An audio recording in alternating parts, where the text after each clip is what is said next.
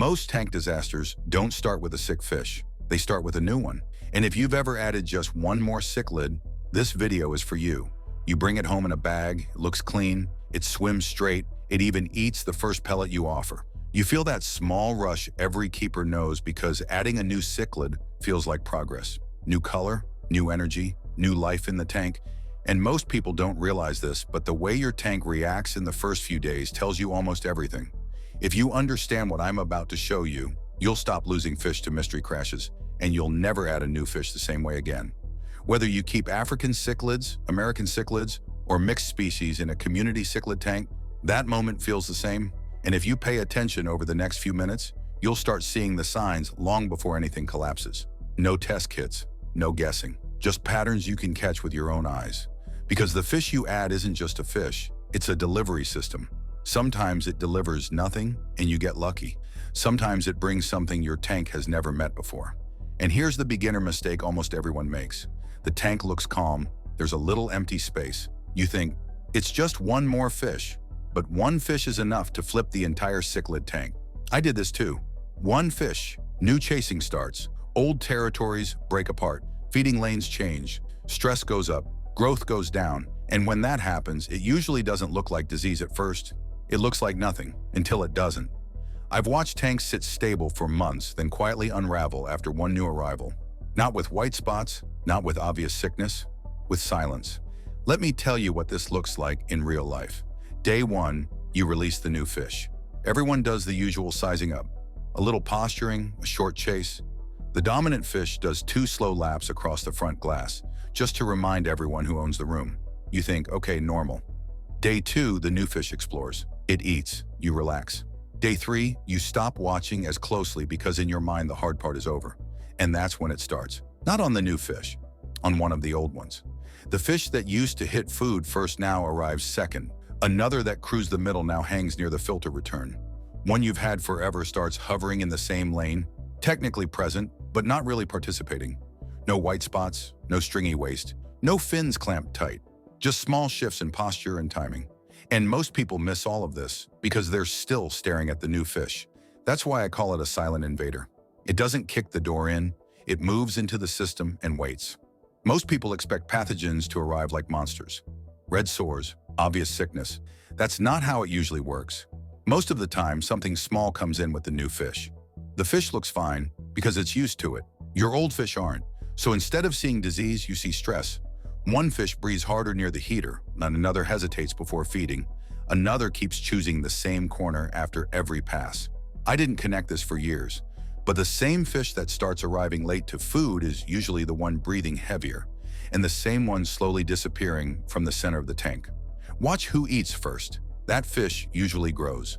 Watch who eats last. That fish usually just survives. This part took me a long time to notice.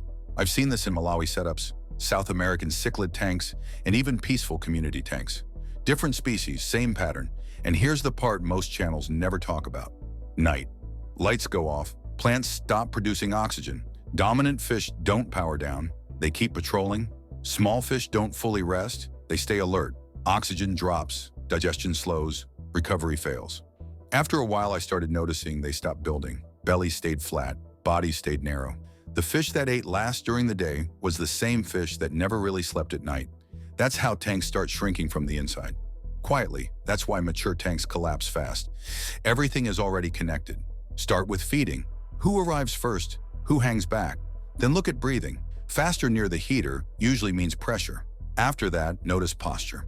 A fish that stays in one lane is already pulling out of the group. Those tiny choices tell you more than any test strip. And pay attention when the tank gets quiet. Not peaceful quiet, surrender quiet. That calm is usually where the slow decline starts. Now about quarantine. And this is where most people waste their chance. Every cichlid tank, especially African cichlid tanks, needs observation space. Not decoration, not comfort, observation. I put the fish alone in a bare tank and I watch it breathe. I watch how it eats. Waste tells a story. Posture tells another. With nowhere to hide, delayed problems show themselves. 2 weeks is better than nothing. 3 or 4 weeks catches most of the quiet stuff. The fish that crashes your display tank almost always look perfect in week 1. It's what happens after it settles that matters. If you already added the fish and something feels off, this is what it usually looks like. The dominant fish starts reclaiming rocks. Old territories break apart. The feeding lane turns into chaos. One fish guards the front glass, another loses its favorite corner. Stability first, increase oxygen, keep temperature steady, feed smaller amounts, spread out. None of this is fancy, it's just damage control. Because once pressure stacks up, tanks don't forgive mistakes. Then just watch, during feeding, during rest. Who arrives late to food? Who pulls back? Who suddenly lives near the filter return? Sometimes separating that fish tells you more than any test kit ever will. I learned that the hard way, because behavior shows what chemistry can't. And this is where everything connects. That new fish wasn't just a fish, it was a delivery system. But it didn't deliver disaster, it delivered change. What you do with that change decides everything. I used to notice this after the crash. Now I see it before. And that's when I act while things are still fixable. So remember this, tank crashes don't start with what you see. They start with what you ignore. I don't look at fish first anymore. I look at feeding. Who eats first? Who eats last? Glass doesn't raise fish. Systems do. I wish someone had explained this to me years ago. If you've been nodding along, you've lived this too. If you don't know where to start small. The next time you feed your tank, don't watch the food. Watch the fish. Notice who comes in late, who grabs once and backs out, who starts spending more time near the heater or filter. That's usually where the first hints show up.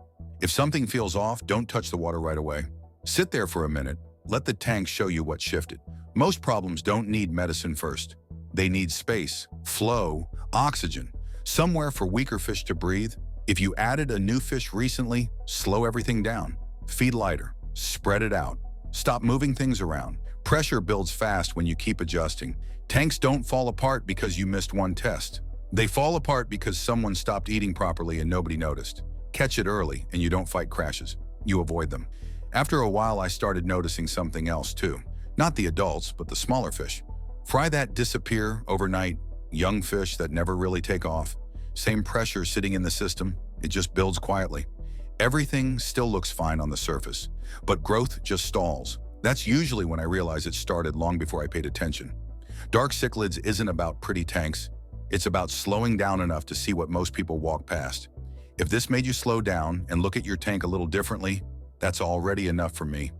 If you want to keep learning this way, you can subscribe. That's what Dark Cichlids is about. Not showing fish, understanding them. If you're dealing with fry losses, I left that video up there. In it, I go through what usually causes it and what helped me save them. It's on your screen right now. Click it and I'll meet you there.